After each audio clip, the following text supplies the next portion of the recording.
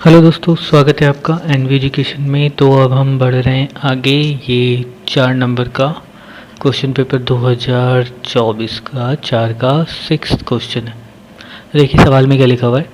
A B C D में B C और A D जो है वो पैरेलल है तथा ए डी 4 सेंटीमीटर का है और विकर्ण ए सी और बी डी ओ बिंदु पर इस तरह मिलते हैं कि ये दिया हुआ है ए ओ बाई ओ सी बराबर B D O by O B बराबर 1/2। तो बी सी की लंबाई कितनी होगी ये पता करना है। तो सबसे पहले तो ट्रापीजियम बनाना है ना। तो ट्रापीजियम कैसे बनाएंगे, तो बनाते हैं एक लाइन इधर, ओके, एक लाइन नीचे। ये क्या है, पैरेलल लाइन से, हाँ क्या है, बी सी और ए डी। मान लिया ये ए, ये डी, ये बी और ये सी, और इन दोनों को मिला देते हैं। तो हमारा पूरा ट्रापीजियम जो है वो बन जाएगा।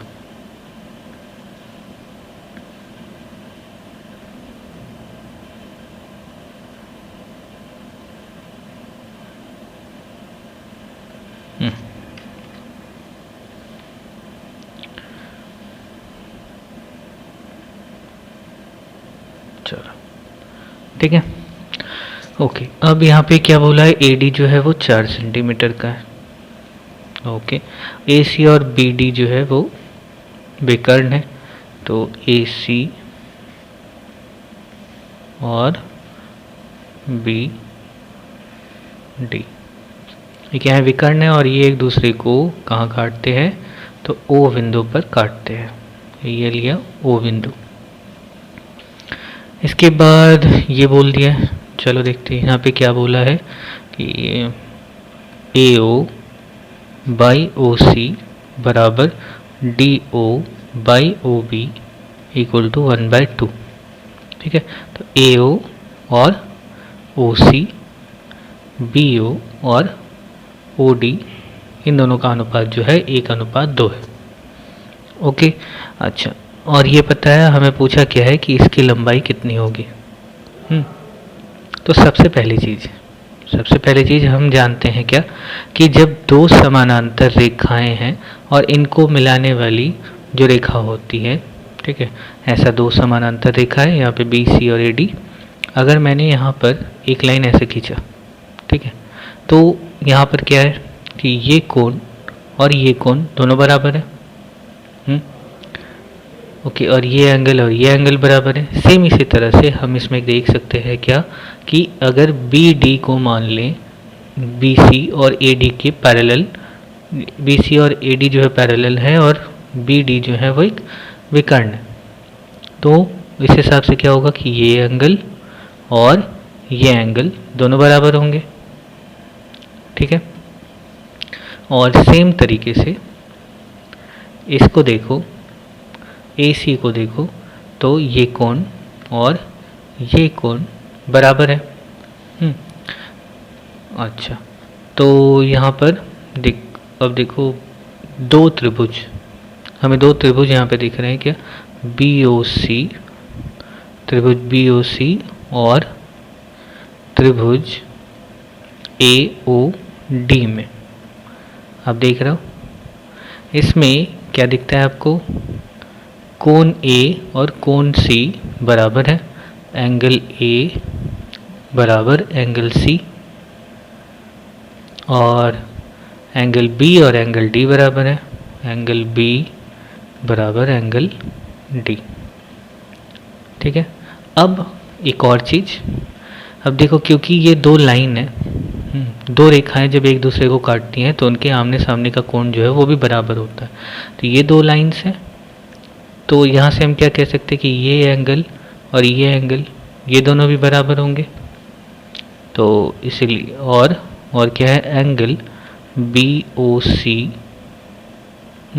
बराबर एंगल ए ओ डी। तो अब त्रिभुज बी ओ सी और ए ओ डी में आपको क्या दिख रहा है, तीनों कोण जो है वो बराबर है।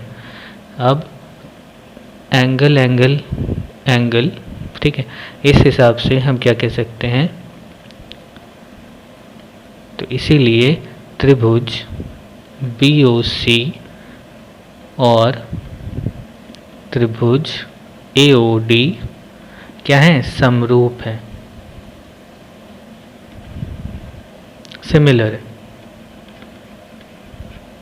ओके, अब क्योंकि ये सिमिलर है तो इनके कोणों का जो अनुपात होगा वो भी हमेशा समान होगा। जैसे अब क्या बोला है, देखो ये इस एंगल से जुड़ा हुआ, ये दोनों बराबर है तो इनके साइड का अनुपात AO और OC,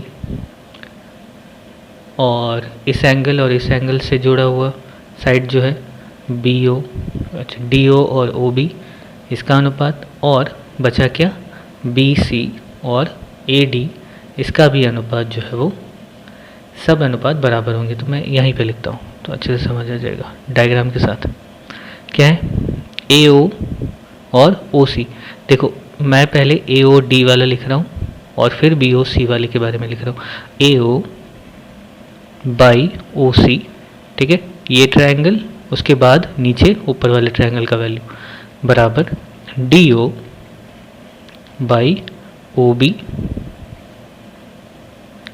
इसका अनुपात, और बराबर क्या होगा, BC नहीं, बड़ा वाला ट्रायंगल पहले, AD बाई BC, ये सब बराबर होंगे। ये थ्योरम के हिसाब से हमारा लिखा हुआ है। अब यहाँ पर क्या बोला है कि AO OC DO OB बराबर 1/2 होता है, मतलब इनकी वैल्यू 1/2 है, तो इसकी भी वैल्यू, तो इसीलिए हम कह सकते हैं क्या कि AD बाई BC बराबर 1/2 होगा, क्योंकि सब बराबर 1/2 है। ओके, अब यहाँ पे AD का वैल्यू दिया हुआ है 4 सेंटीमीटर, यहाँ लिख लो 4 बाई BC इक्वल टू 1/2। अब क्रॉस मल्टीप्लाई कर दो तो BC बराबर क्या हो जाएगा, 4 गुना 2 8 सेंटीमीटर। अब आई नो आप लोगों को लग रहा होगा कि ऊपर वाला तो छोटा है, अभी ड्राइंग बना हुआ है, वैसा समझ लो उल्टा है, ठीक है, don't worry about the drawings. Okay, समझ गए।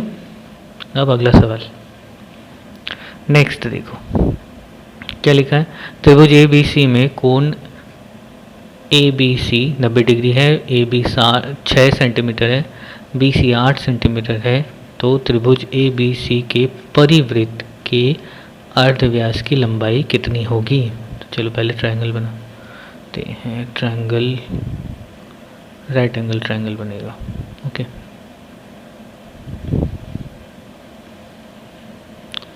क्योंकि एक कोण समकोण है, 90 डिग्री का है।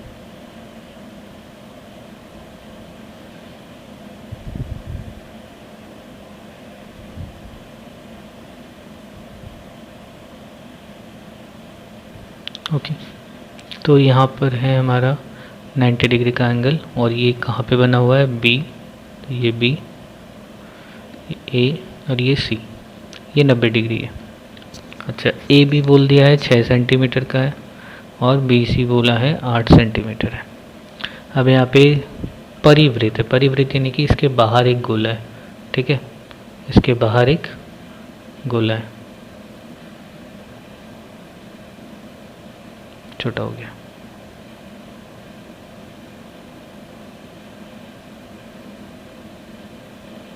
और थोड़ा सा, चलो लगभग ठीक है। ओके, अच्छा एक चीज़ ध्यान रखना, जो राइट एंगल ट्रायंगल के ऊपर एक परिवृत्त जो बनता है, उसमें ट्रायंगल का जो हाइपोटेनियस है यानी कर्ण है वो, और जो सर्कल का सेंटर है वो ऐसे ही रहते हैं, ठीक है। अब ऐसे कैसे कि ये दोनों मतलब सर्कल का जो केंद्र है वो कर्ण को 2 बराबर हिस्सों में बांटता है। बस ये स्टेटमेंट आपको यहाँ पे लिखना है, ठीक है। लिखते हैं, हम जानते हैं, हमें पता है ऑलरेडी कि क्या है, ये कौन सा त्रिभुज है, समकोण त्रिभुज। समकोण त्रिभुज पर बने परिवृत्त का केंद्र समकोण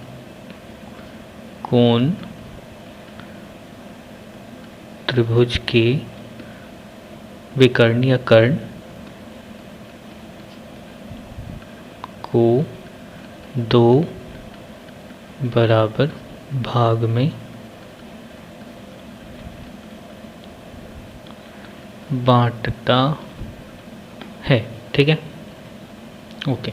तो अब सबसे पहले तो हमें क्या करना है, क्योंकि ये राइट एंगल ट्रायंगल है, हम इसके कर्ण की लंबाई जो है वो पता करते हैं। तो वो क्या होता है, एक फॉर्मूला सिंपल सा, P square plus B square equal to H square, right.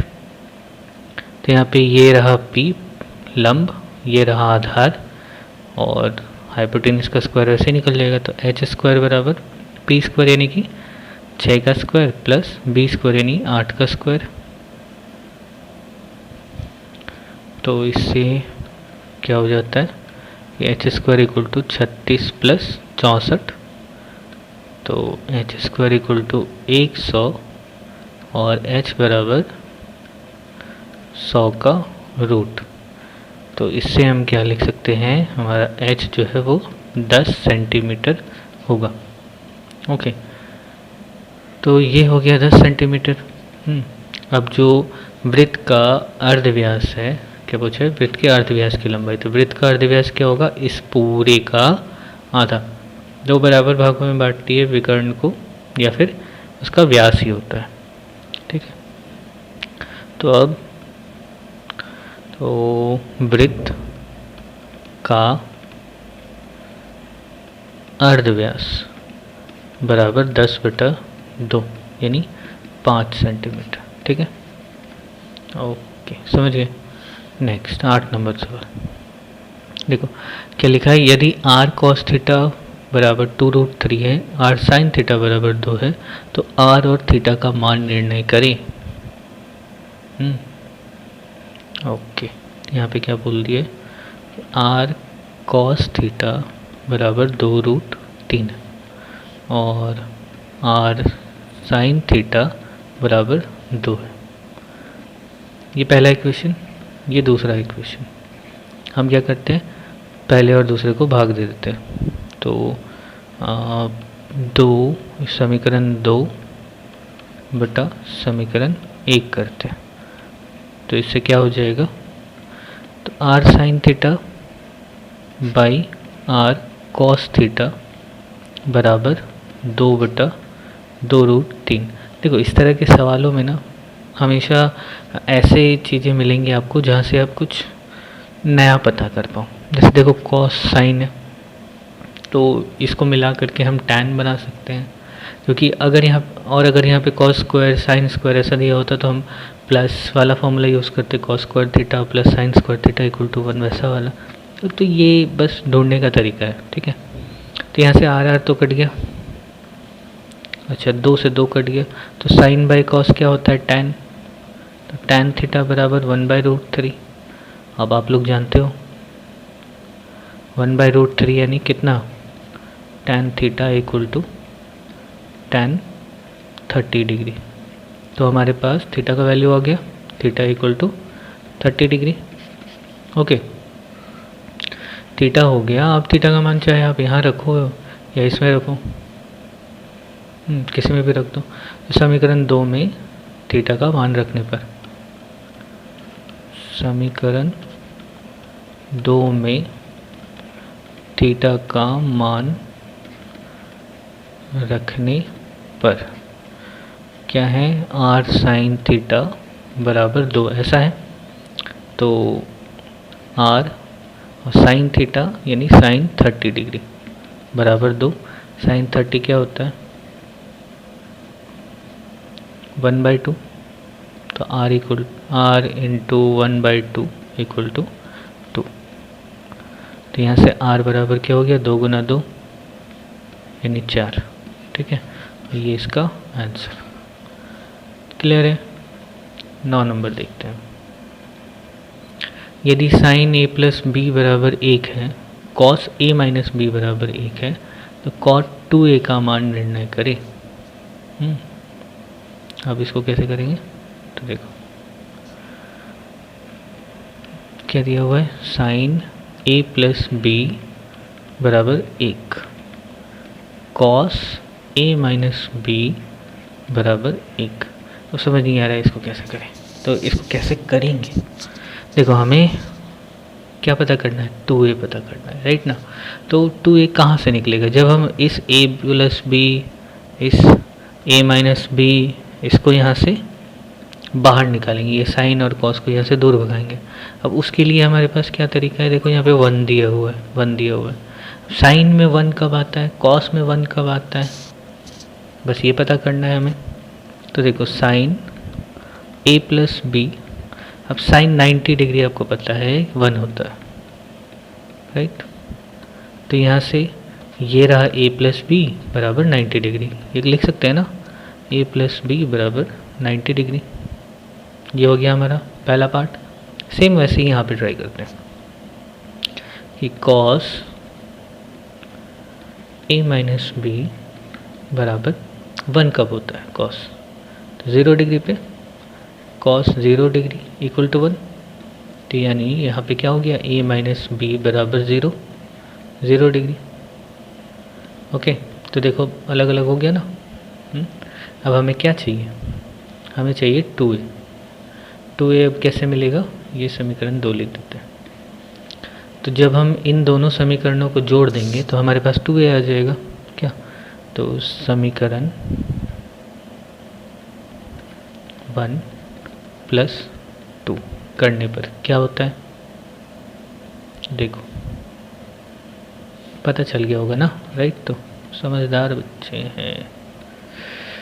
और a माइनस बी बराबर 0 डिग्री, तो यहाँ से ये कट गया, बचा क्या, 2a इक्वल टू 90 डिग्री। तो 2a का मान आ गया। अब 2a का वैल्यू आ गया तो फिर cot 2a बराबर सिंपल, तो cot 2a बराबर cot 90 डिग्री।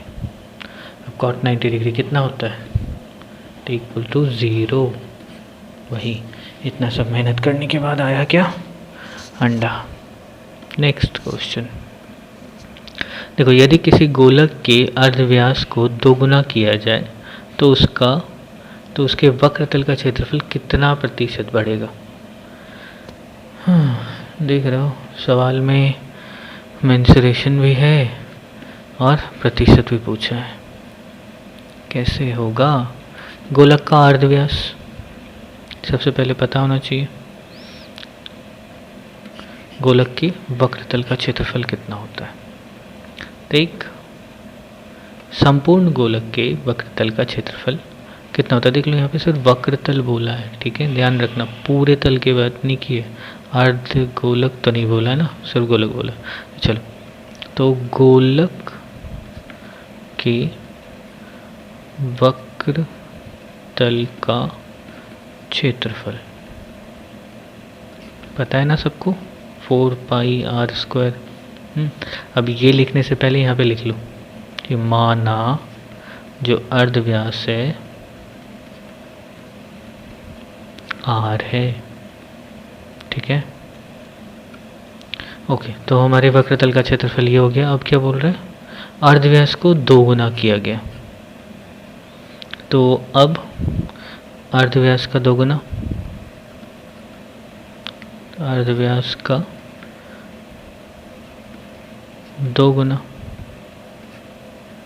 यानी r इंटू 2, ओके 2r। अब वक्रतल का क्षेत्रफल देखो, अब गोलक के वक्रतल का क्षेत्रफल कितना हो जाएगा, 4 पाई 2r स्क्वायर। ध्यान रखना यहाँ पे 2 को बाहर मत कर देना, हाँ, यहाँ r का स्क्वायर है और ये भी अर्धव्यास ही है, ओके। तो यहाँ से अब आगे बढ़े, तो ये क्या हो गया 4 पाई इंटू 4r² यानी 16 पाई r²। अब प्रतिशत वृद्धि कैसे निकालेंगे? तो कितना बढ़ा, यहाँ से यहाँ तक कितनी वृद्धि हुई? अब वृद्धि कितनी वृद्धि हुई? तो 16 पाई r² माइनस 4 पाई r²। ठीक है, जैसे लाभ हानि निकालते हैं ना, वो यहाँ पे कितना हो गया 12 पाई r² की वृद्धि हुई। तो प्रतिशत वृद्धि कैसे निकालते हैं? तो प्रतिशत वृद्धि बराबर 12 पाई r² बाई 16 पाई r²। यहाँ से ये कट गया 4 तिया 12, 4 चौक 16 यानी 3/4। अच्छा, इसमें गुना 100 भी करेंगे, हाँ, इंटू 100। और इसको 25 से काट दो तो 25 तिया 75% वृद्धि हुई है। ठीक है, खत्म। ओके, समझ आ गया होगा। नेक्स्ट क्वेश्चन देखो, यदि घन के हर एक तल के विकर्ण की लंबाई 6√2 है तो घन के समग्र तल का क्षेत्रफल क्या होगा? अब विकर्ण की लंबाई क्या है? एक घन है, ठीक है, एक घन है, आयत घन नहीं है। ओके, तो इजी हो गया ये। तो विकर्ण की लंबाई क्या होती है? एक घन के विकर्ण की लंबाई, घन के विकर्ण की लंबाई क्या है? a√2, या फिर इसको कह सकते हैं भुजा गुना √2। ठीक है, तो इस हिसाब से a√2 बराबर क्या हो गया 6√2। तो ये √2 तो √2 से कट गया, तो हमारे पास a यानी भुजा बराबर क्या आ गया 6 सेंटीमीटर। ठीक है, तो घन की भुजा कितनी होगी 6 सेंटीमीटर हो गई। अब बोला है समग्र तल का क्षेत्रफल। अब घन के समग्र तल का क्षेत्रफल बताओ क्या होता है, फॉर्मूला याद आया? तो घन के समग्र तल का क्षेत्रफल क्या होता है 6 इंटू a²। ठीक है, 6 साइड्स होते हैं ना, और हर एक साइड का क्षेत्रफल जो है वो साइड भुजा गुना भुजा होता है a²। तो 6 गुना 6 का स्क्वायर, तो ये कितना हो जाएगा 6 का क्यूब यानी 216। और यहाँ पे क्षेत्रफल है तो हम क्या लिखेंगे सेंटीमीटर स्क्वायर या वर्ग सेंटीमीटर। यार ये गुना करके देख लेना, हमको तो सही लग रहा है। अगला सवाल देखो, 12 नंबर क्वेश्चन, यदि किसी आवृत्ति विभाजन का माध्य 7 है और सिग्मा FI/XI 140 है तो सिग्मा FI का मान कितना होगा, कितना हो जाएगा? तो इसका बस फॉर्मूला ही पता होना चाहिए था माध्य का। हमें पता है माध्य बराबर क्या होता है summation FI/XI by summation FI, यही होता है। तो माध्य की वैल्यू दी हुई है, ये दिया हुआ है, ये निकाल ही सकते हैं। तो माध्य है 7, FI/XI है 140 और समेशन FI निकालना है। तो क्या हो जाएगा समेशन FI बराबर, इसको उधर इसके इधर 140/7, 7 दूनी 14, समीशन FI बराबर 20। ठीक है, ये हो गया आंसर। अब देखिए यहाँ तक 4 नंबर का सवाल जो है ख़त्म होता है। अब मिलेंगे हम आपसे अगले वीडियो में, तब तक के लिए बाय बाय, टेक केयर।